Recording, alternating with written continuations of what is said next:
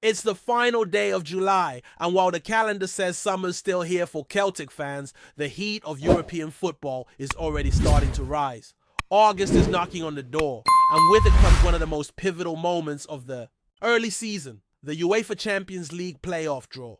Celtic are in the mix seeded, and now all eyes are on Monday when we'll find out who are going to battle for a spot in the group stage. The stakes couldn't be higher, and the path ahead is starting to take shape. Now let's break down where we stand. The second qualifying round wrapped up last night, and the results gave us a much clearer picture of who Celtic might be facing next. Among the winners were PAOK, who beat Maccabi Tel Aviv, Ludogorets, and Ferencváros. Solid sides all moving forward. But here's the key detail: the draw for the playoff round happens before the third qualifying round is even played. So while there are 8 possible matchups listed, only 5 of those ties will actually produce our opponent. That's UEFA for you. Complicated as ever. But it makes sense once you get into the rhythm of it. What's important is this: Celtic are seeded. That means we avoid the other seeded clubs and instead face one of the unseeded sides. Potential opponents include the winner of Slovan Bratislava versus Klaksvik Basel,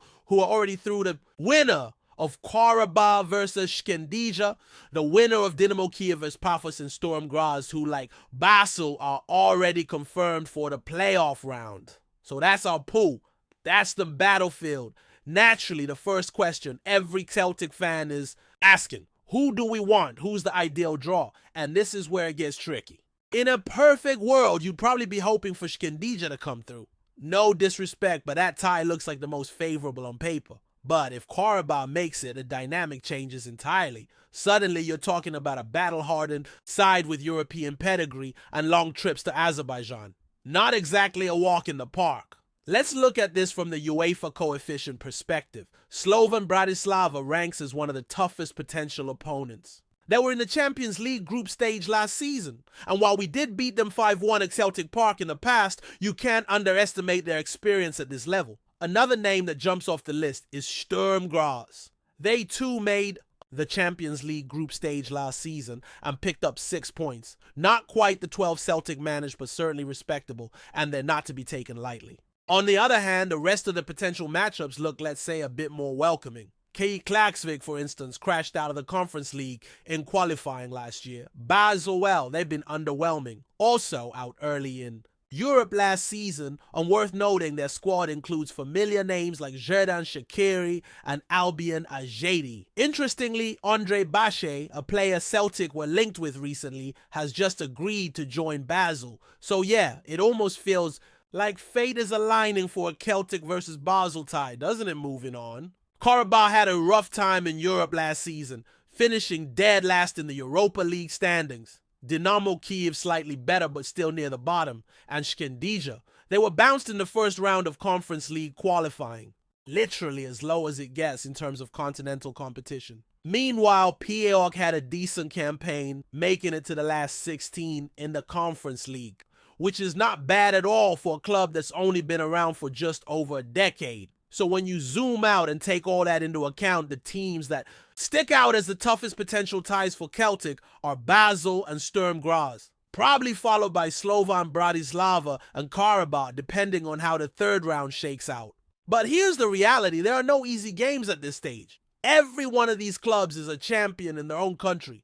That alone tells you they know how to win, and that they're not coming into this to make up the numbers. Still, expectations are high, and they should be. Celtic was sensational in Europe last season. 12 points in the Champions League group stage ran Bayern Munich close. We've earned the right to believe. Yes, the transfer window hasn't exactly exploded with activity, and maybe the squad isn't quite in the shape we'd hoped for at this point in the summer. But even so, with the talent already in the building, there's reason to be confident heading into this playoff. Tactically, it's about being smart. A solid performance away from home. Compact, organized, resilient. Heat and then bringing the fire to Celtic Park. That's the formula. Whether the first leg is home or away doesn't really matter all that much. What matters is showing up over the 2 legs, doing the job, and punching that ticket to the group stage. The first leg is scheduled for the 19th or 20th of August. The second leg follows a week later on the 26th or 27th. And just a quick note for those wondering, being a seeded team doesn't guarantee that the second leg will be at home. That's determined by the draw, so we'll find out on Monday how the fixtures will lay out. Meanwhile, back on home soil, the squad returned to Lennoxtown after a couple of days off following the preseason trip to Italy. According to Alistair Johnston, the session was light, a bit of recovery getting back into rhythm. Sky Sports were in town doing their annual pilgrimage around Scottish clubs. Say what you will about their usual coverage, but they were putting in the miles, interviewing players and showing up. One of the standout interviews came from Benjamin Nygren. Calm, composed, the kind of guy who could probably narrate one of those sleep apps. You know, the ones where Stephen Fry tells you a story about clouds and gentle rain. Yeah, that's Nygren. But don't mistake the chill vibes for lack of ambition. He was clear he's got 2 goals in mind: play for Sweden at the World Cup and play in the UEFA Champions League. And he might just tick both boxes within the next 12 months. Then, of course, there's the latest transfer buzz. Brendan Rodgers was asked about potential arrivals, and while he didn't give much away, he did drop the classic, "We hope there'll be news this week" line. And that was enough to get the rumor mill rolling. Not long after it came out from multiple sources that Manchester City's Jamal Simpson-Pusey is set to join Celtic on a 1-year loan. No option to buy, just a straight season-long deal. So who is Simpson-Pusey, or as people have already started calling him, JSP? He's a 19-year-old centre-back, right-footed, but comfortable playing on the left side as well, which is crucial, given that Cameron Carter-Vickers has the right centre-back role locked down. Watching some of his footage, the first thing that stands out is how calm he is under pressure. Maybe too calm sometimes. We're talking dribbling past players inside his own box kind of calm. And he's got a bit of that Christopher Ager vibe. Willing to carry the ball forward, not afraid to take on an opponent. The passing range is there to spraying balls to the flank, switch and play. Defensively, there's still stuff to prove, but at 6'2" with decent pace and a solid physical presence, the tools are there. He's not just here for minutes, he's here to break into the first team and make a name for himself. There's always that lingering question with loan deals. Is this the short-term fix instead of building for the future? Maybe. But if the choice is between another fringe signing like Laga Bielke or Narowski and a potentially high-ceiling defender like JSP, the decision makes itself. Think back to Jason Denayer arriving from Man City in 2014, forming that partnership with Virgil van Dijk. That was a special season. No one complains that Denayer was on loan. They remember the impact. And if Simpson-Pusey can form that kind of bond with Carter-Vickers, even if it's just for a year, Celtic could have one of the most solid defensive duos in recent memory. Sure, he's still raw. Sure, he's young. But this could be the beginning of something serious. Elsewhere, Stephen Welsh could be on the move. Plymouth Argyle made a loan offer with a potential option to buy. Welsh was out with an injury earlier in the year, but now that he's back fit, he's looking to get regular minutes. KV Mechlin wanted him permanently, but couldn't strike a deal. And now it looks like he could be heading to the championship to continue his development. That's part of a broader pattern. Rodgers clearly making moves to streamline the squad, trim the players he doesn't fancy, and make space for those who fit the vision. Expect more exits before the window shuts. Marco Tilio could be next out the door once Celtic bring in a new winger. And there's quite talk around the club that Odenholm might not be far behind. With the Champions League playoff in sight, there's also the matter of UEFA squad registration. Clubs submit a 25-man list A with 8 of those players having to be locally trained. For Celtic, that's a combination of academy graduates and Scottish-trained players. Even with the inclusion of Simpson-Pusey, there's a clear plan shaping up. Goalkeepers locked in, defenders strengthening, midfield a solid mix. Attackers, well, that's where the doubts start to creep in. Because while Adam Ida is clearly part of Rodgers' plans, and he's had his moments, it's fair to ask whether he's ready to lead the line for a full Champions League campaign. There's a lot of debate swirling around Adam Ida, and it's not hard to understand why. On paper, he looks the part. 24 years old, full international physical presence, and chipped in with a few key goals last season. But when you take a closer look at his overall game, especially in the build-up and link-up play, that's where the doubts start to grow. He's not quite the all-rounded number 9 that you need to lead the line in Europe, especially when the margins are razor-thin and a single moment can decide a tie. And yet there's something in the way Brendan Rodgers talks about him that makes you think he sees potential. not just as a squad option, but as someone who can genuinely contribute over the course of the season. Inside the walls at Lennoxtown, there seems to be a different vibe. Maybe it's less about the noise and more about how the player is carrying himself day to day. He's got confidence, he's fit, and more importantly, he's motivated. But that still doesn't shake the feeling among fans that Celtic need a marquee striker, someone who can turn half chances into goals and step up on the biggest nights. What complicates things further is the current depth chart. You've got Ida Shunsuke Yamada, who's still adjusting but looks lively, Johnny Kenny, and Callum Oswald. 4 strikers on the books. That's more than most clubs carry. But quantity isn't the same as quality, and it would be fair to say there's still uncertainty about who's really trusted to start when it matters. If Yamada, for example, comes off the bench and bags one at the weekend, there's a worry the board might see that as justification not to spend. Even if Brendan Rodgers is quietly pushing behind the scenes for reinforcements. This is where Celtic's recent transfer record becomes relevant. We've had some misses. Names like Laga Bielke-Narowski and Marco Tilio come to mind. Players brought in with promise but who haven't managed to win over the manager. It raises a legitimate concern. Are we scouting for Brendan Rodgers' system or just collecting players who tick statistical boxes? Because if the goal is Champions League progression, then the recruitment needs to be sharp. We can't afford another window where we load up on projects and then expect to go toe-to-toe with clubs who've been building coherent squads for years. Still, there's cause for optimism. Defensively, the squad is starting to look balanced. If Simpson Pusey fits in alongside Carter Vickers and you've got Kieran Tierney fit again at left back with Johnston on the right, suddenly you're working with a back four that can hold its own against serious European opposition. Add in Schmeichel between the sticks, a goalkeeper with vast international experience, and you've got a solid spine. But it's that one missing piece at the top end of the pitch that could be the difference between another heroic night under the lights at Celtic Park or a painful early exit. Back to the Champions League squad. We've done the maths, and as it stands, there's a tight squeeze. With 27 names in the mix and only 25 spots available, some tough decisions have already been made. Marco Tilio and Callum. Oswald have been left out. Jar has also missed the cut. If another attacker arrives, and we're all hoping one does, someone else will have to make way. Could it be Johnny Kenny possibly? Maybe even Austin Trusty if Brendan decides he's not quite up to scratch. Then there's Stephen Welsh. If he leaves for Plymouth Argyle, that opens a slot, but not in a way that really affects the numbers. It would drop us down to 24, with still 7 homegrown players, so within UEFA limits. In truth, Welsh hasn't really featured heavily in Brendan Rodgers' plans. He needs regular football, and a loan with an option to buy might be the best outcome for everyone involved. Speaking of players on the fringes, Marco Tilio's situation is looking more and more like a cautionary tale. Signed with big expectations and international pedigree, and yet he's barely featured. And once another winger comes through the door, which feels inevitable at this point, he's likely out. Whether that's a loan or a permanent move, it's clear he's not in the current vision for this squad.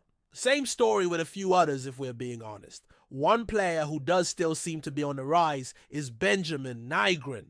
What's interesting about Nygren isn't just his technical ability, though that's certainly there, but his mindset. He speaks like a guy who's already looking at the big picture, talking about his dreams of playing in a World Cup and in the Champions League, and doing it with a quiet confidence that feels authentic. It's rare to find a player who balances that level of drive with such calmness. If Celtic can harness that mentality and keep him fit, there's every chance he could become one of the key figures in this squad, especially on the European stage. Now, let's circle back to the draw on Monday. The dream draw, if you ask most, fans would be Shkendija or Paphos. A winnable tie, fewer travel issues, and a clear path into the group stage. The nightmare! Probably Slovan Bratislava or Karabakh, not just because of quality, but because of the logistical challenges. These are the ties that demand total focus and where one slip, one defensive lapse, one missed chance could undo an entire pre-season's worth of work. That's why the pressure is so high. Because being seeded this year, unlike seasons past, really does give Celtic a platform. We've avoided the toughest names in the draw, and now it's about capitalizing on that position. No excuses, no shortcuts. The club has to get this right, on the pitch, in the transfer market, and in the dressing room. Because if we do, there's a real shot at making it into that group stage again. And once you're there, anything can happen. What gives you hope more than anything is that there's a foundation already in place. Carter Vickers is a rock.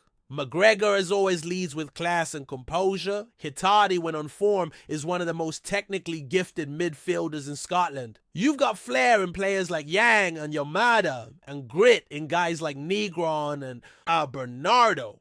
It's not a perfect squad, not by a long shot, but it's got bones, it's got character. And that counts for a lot when you're going into high-stakes, high-pressure games against teams who'll do anything to knock you out. Of course, all of this can still change. The transfer window is open. There's still time to add that killer striker, the creative spark on the wing, or the engine in midfield. And there's still time to trim the fat. Move on to players who aren't in the plans and create space for those who can take Celtic to the next level. But the window won't stay open forever, and every day that passes is one less day to get those deals over the line. The next few weeks will define the season, not just because of the Champions League, but because of what happens off the pitch. Does the board back the manager? Does the club show ambition? Or do we settle once again for just enough? The answer to those questions will shape not only this campaign, but possibly the next few years as well. Because the truth is, Celtic are at a crossroads. We've seen what this team can do on a European night. The energy, the pace, the belief. But we've also seen how quickly things can unravel when the margins go against us. The goal now is to bridge that gap. To make sure that when we step into that playoff, we're not just hopeful. We're prepared. Prepared to fight. Prepared to win. I'm prepared to take our place where we belong on the biggest stage in European football. Before we proceed, subscribe to our channel and enable notifications to receive all exclusive news about Celtic FC. Don't miss any details about your favorite team. It's extremely important for Celtic FC fans. In what could become one of the most seismic and controversial transfers in recent Scottish football history, rumors are swirling that Nicholas Raskin, the Belgian midfielder currently contracted with Rangers, may have secretly agreed terms with arch rivals Celtic. Though no official confirmation has been released from either club, whispers within both camps and among close sources suggest that something extraordinary might be unfolding behind the scenes. This potential move would not only shake the foundations of the old firm rivalry, but also ignite fierce debate among supporters, many of whom already feel betrayed by the mere suggestion. Raskin, a fan favorite at Ibrox since his arrival, has often spoken of his commitment to the Rangers cause. However, insiders claim that recent changes in club dynamics, coupled with Celtic's rising ambitions and financial lure, may have swayed the players' long-term loyalty. While the players' representatives remain silent and club officials dodge inquiries, the growing speculation is becoming harder to ignore. Could this be the ultimate betrayal in the heated tapestry of Glasgow's football history, or just another transfer window rumor taken too far? Only time will reveal the truth, but for now, the city buzzes with disbelief and anxious anticipation. Supporters from both sides of the Glasgow divide are already reacting to the rumor with passionate outbursts, some labeling Raskin a traitor, while others refuse to believe such a move could ever happen. Rangers fans in particular are experiencing a wave of disbelief, struggling to comprehend how a player who had publicly declared his allegiance could even entertain the idea of donning the green and white hoops.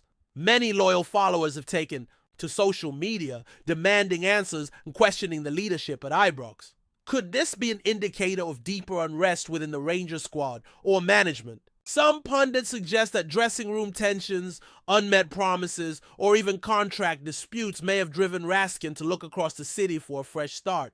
For Celtic, this development, if true, would be a massive psychological blow to their rivals and a clear statement of intent for the upcoming season. However, others warn that such a move could backfire, with questions over how the Parkhead faithful would receive a player who once battled against them with fierce tenacity. The situation remains fluid, and the silence from both clubs is only fueling the speculation further as fans and analysts dig for clues. Raskin's background as a competitive and technically gifted midfielder only adds to the drama. Having impressed both in Belgium and in Scotland, he was seen as a long-term asset for Rangers. someone around whom the team could rebuild and contend on both domestic and European fronts. The thought of losing him, especially to their most bitter rivals, could be considered unthinkable by many in the Rangers camp. Yet football has a strange way of rewriting narratives, and no player, no matter how committed they seem, is immune to the changing tides of opportunity and ambition. Reports suggest that Celtic's offer includes not just a lucrative contract, but also a central role in their tactical setup, something that may have been missing for Raskin under Rangers' current regime. Moreover, whispers from those close to the Celtic board hint that this move has been in the works for months, a strategic play designed to hit their rivals where it hurts most. While no official shirt unveiling has taken place, fans have already begun photoshopping images of Raskin in Celtic gear, only deepening the sense of inevitability for some and disbelief for others. Historically, transfers between Rangers and Celtic are almost unheard of, with only a handful of players having dared cross that sacred boundary in over a century of fierce rivalry. The emotional and cultural implications of such a move transcend mere sport, digging deep into the identity of clubs whose fans often regard each other as enemies rather than competitors. Raskin's rumored defection, therefore, would not only be seen as a tactical coup by Celtic, but a symbolic act of betrayal that could define his legacy for years to come. Already, former players and pundits are weighing in on the potential fallout. Some, like former Rangers captain Barry Ferguson, have called the whispers nauseating, warning that such a decision could tarnish everything the player has built. Others urge caution, noting that until a signature is confirmed and a jersey presented, everything remains speculation. Even so, the silence from Raskin's camp is increasingly being interpreted not as innocence, but as a calculated move to avoid backlash before the official reveal. Could this be the calm before a very stormy Glasgow morning? While the transfer window remains open and anything is possible, the psychological warfare between the two Scottish giants is already in full motion. Celtic supporters are reveling in the possibility, viewing it as both a reinforcement of their squad and a powerful psychological jab at their rivals. On the other hand, Rangers fans are left nursing a sense of betrayal, and many are already calling for a club statement to clarify the midfielder's status. As each hour passes without comment, the tension in Glasgow rises, and journalists are scrambling for confirmation. Some believe this could be a smokescreen to cover other moves, while others suggest this might be the transfer saga of the decade. One thing is certain: should Raskin truly make the jump, the next Old Firm clash will be more than just a football match. It will be a battle of emotions, loyalty, and pride. For now, the city is divided not only by color and creed, but by rumor, disbelief, and the lingering question: did Nicholas Raskin really cross the line that few dare to approach? Hello, fan! Don't forget to like and subscribe to the channel, as it means a lot to Celtic FC. Also, share your opinion about the news in the comments below. See you in the next video.